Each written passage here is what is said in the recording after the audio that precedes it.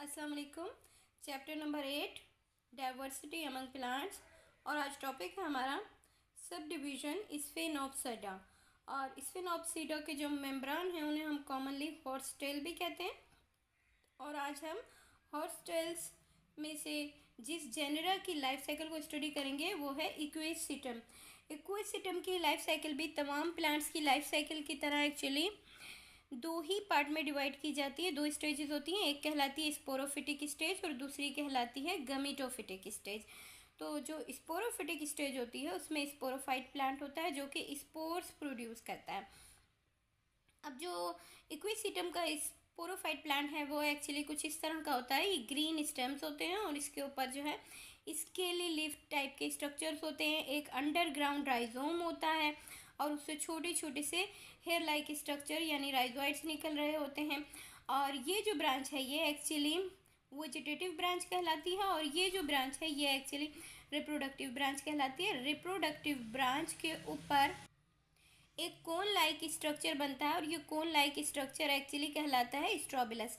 और जो स्ट्रोबिलस है वो स्ट्रोबिलस के ऊपर अगर हम देखें तो जो स्पोरेंजिया के हेड्स हैं वो राउंड राउंड हेड बिल्कुल इस तरह से ढके हुए होते हैं जैसे आप किसी मकई का जो भुट्टा जिसे हम कहते हैं एक्चुअली उसको लेकर देखें तो जैसे उसके दाने अटैच होते हैं बिल्कुल इस तरह से ये एक सेंट्रल एक्सिस के गिर्द अटैच होते हैं। जब इन्हें अलग करके देखें तो ये कुछ इस तरह के नज़र आते हैं और इनके नीचे इस जगह पर यहाँ पर स्पोरेंजिया मौजूद होती हैं यानी खाने खाने बने हुए होते हैं और उनके अंदर स्पोर मदर सेल्स मौजूद होते हैं। ये स्पोर मदर सेल्स अब यहाँ से लेकर यानी जो स्पोरोफाइट प्लांट है वो एक डिप्लॉइड प्लांट है।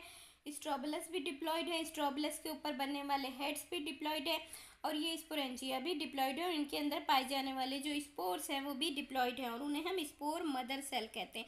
इन स्पोर मदर सेल्स के अंदर मियोसिस या रिडक्शन डिवीजन होती है। रिडक्शन डिवीजन का मतलब ही यही है कि नंबर ऑफ क्रोमोसोम्स हाफ रह जाएं। यानी मियोसिस या रिडक्शन डिवीजन एक ऐसी डिवीजन है जिसके अंदर एक सेल डिवाइड होकर 4 सेल बनाता है और चारों के अंदर जो नंबर ऑफ क्रोमोसोम्स हैं वो हाफ रह जाते हैं यानी हैप्लॉइड कंडीशन आ जाती है जिसे हम एन से जाहिर करते हैं। अब ये जो स्पोर्स हैं ये एक्चुअली होमोस्पोरस होते हैं यानी कि इक्विसिटम एक ही किस्म के स्पोर प्रोड्यूस करता है इसलिए इसे होमोस्पोरस प्लांट कहते हैं। ये जर्मिनेट करते और जर्मिनेट करके एक गमीटोफाइट प्लांट बनाते हैं। क्योंकि स्पोर एक तरह के होते हैं इसलिए गमीटोफाइट प्लांट भी एक तरह का होता है यानी कि मेल फीमेल गमीटोफाइट अलग अलग नहीं होते हैं। जो एक ही गमीटोफाइट प्लांट है उसके ऊपरी हिस्से पर एंथ्रीडिया बनते हैं यानी मेल रिप्रोडक्टिव ऑर्गेन्स और निचले हिस्से पर आर्चिगोनिया बनते हैं यानी कि female reproductive organs. Male reproductive organs कुछ इस तरह के होते हैं जो एक मोटी तह से ढके हुए होते हैं जिसे हम जैकेट लेयर कहते हैं और इसके अंदर स्पर्म्स मौजूद होते हैं। और फीमेल रिप्रोडक्टिव ऑर्गेन्स कुछ इस तरह के सुराही किसी शक्ल के होते हैं और इसके सेंटर में यहाँ एग मौजूद होता है। और स्पर्म और एग जब आपस में फ्यूज़ होते हैं इस प्रोसेस को हम फर्टिलाइजेशन कहते हैं।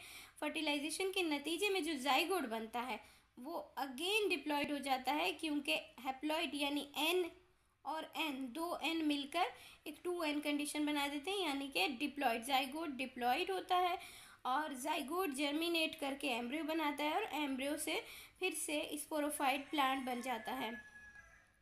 अब क्योंकि स्पोरोफाइट और गमीटोफाइट जनरेशन्स एक के बाद एक आ रही हैं यानी अल्टरनेटली मूव कर रही हैं इस साइकिल में इसलिए इस साइकिल को हम अल्टरनेशन ऑफ जनरेशन कहते हैं। नेक्स्ट ये कि जो स्पोरोफाइट प्लांट है उसकी मॉर्फोलॉजी यानी शक्लो सूरत और जो गमीटोफाइट प्लांट है उसकी मॉर्फोलॉजी यानी शक्लो सूरत दोनों एक दूसरे से बहुत मुख्तलिफ हैं। इसलिए इस अल्टरनेशन ऑफ जनरेशन को हम हेटेरोमॉर्फिक अल्टरनेशन ऑफ जनरेशन कहते हैं।